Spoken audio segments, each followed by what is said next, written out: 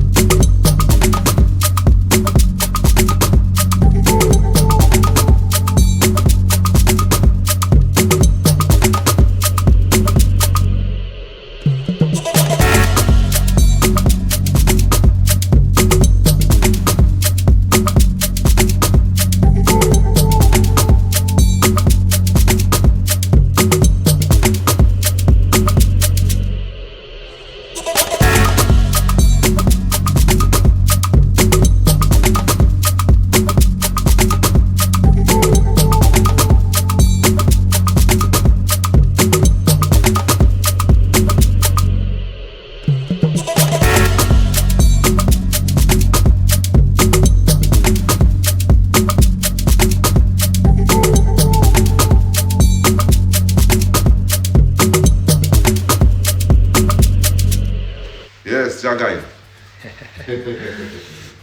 All right, guys, we're finished for today. Productive day. Yeah, we did well today. I'll show you guys what we did. So this is what we got done today. Skimmed that little bit there. There's a little bit of filling to do around the pipe, which we'll do tomorrow. It's a lot easier to just fill that. We did this wall here as well, as you can see, blending in nicely. So that's done. And all the way down to here, as you can see, blending it in up there as well, all the way down to there. That's done. Tomorrow we'll fit the door, and we'll do any caulking and stuff like that. We'll also fit the bit of coving at the top there, which we need to reinstall.